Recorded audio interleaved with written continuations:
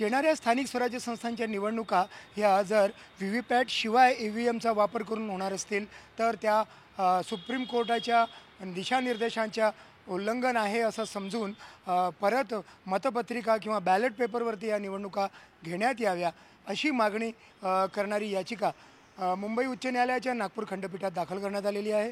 आपल्यासोबत याचिकाकर्त्यांचे जे कायदेशीर सल्लागार आहेत ॲडव्होकेट पवन डहाट ते सोबत आहेत. आपल्या पवनजी सांगा काय भूमिका आहे आणि ज्यावरून आपण ही मागणी केलेली. महाराष्ट्र राज्य निवडणूक आयोगाने सप्टेंबर महिन्यामध्ये एका प्रेस कॉन्फरन्समध्ये सांगितलं की ते व्हीव्हीपॅट आपल्याकडे होणाऱ्या लोकल बॉडीच्या इलेक्शनमध्ये ते वापरणार नाही. 2013चं सुप्रीम कोर्टाचं जजमेंट आहे सुब्रमण्यम स्वामीचं. त्याच्यामध्ये त्यांनी सांगितलं की सुप्रीम कोर्टाने म्हटलेलं आहे की व्हीव्हीपॅट शिवाय इलेक्शन EVMच इनकम्प्लीट आहे. व्हीव्हीपॅट शिवाय इलेक्शन ट्रान्सपरंट होऊ शकत नाही. आमच्या याचिकेत आम्ही एवढंच म्हटलेलं आहे की तुम्ही व्हीव्हीपॅट वापरा आणि जर तुमच्याकडे ती सुविधा नसेल, तुम्ही व्हीव्हीपॅट वापरणार नसाल तर मग तुम्ही बॅलेटवर निवडणूक घ्या.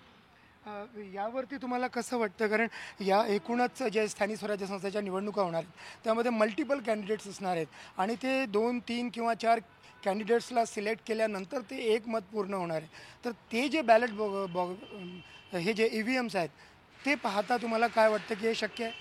मान्य आहे, मल्टी इलेक्शन्स आणि मल्टिपल कॅन्डिडेट इलेक्शन असतं, पण तुम्ही एकापेक्षा जास्त बॅलेट युनिट वापरू शकता ना. 50-50 नवीन जे M3 EVM आलेलं आहे त्याच्यामध्ये 384 उमेदवारांची कॅपॅसिटी आहे. ती कॅपॅसिटी असताना तुम्ही 2012चे EVM हे सांगून वापरताय की आमच्याकडे मल्टिपल कॅन्डिडेट्स आहे म्हणून.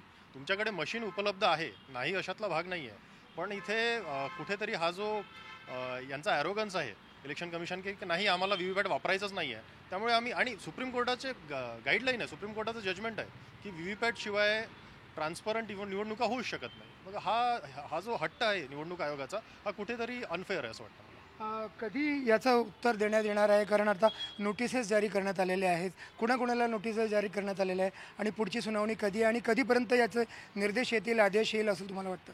18 नोव्हेंबरला राज्य निवडणूक आयोगाला माननीय उच्च न्यायालयाने उत्तर सादर करण्यास लावलेले आहे. 18 तारखेलाच याची पुढची सुनावणी होईल.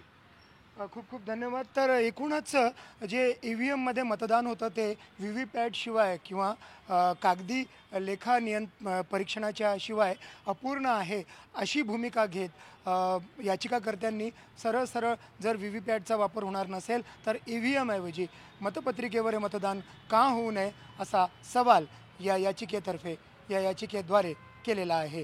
व्हिडिओ जर्नलिस्ट विनय शुक्लासोबत संजय तिवारी, NDTV मराठी, नागपूर.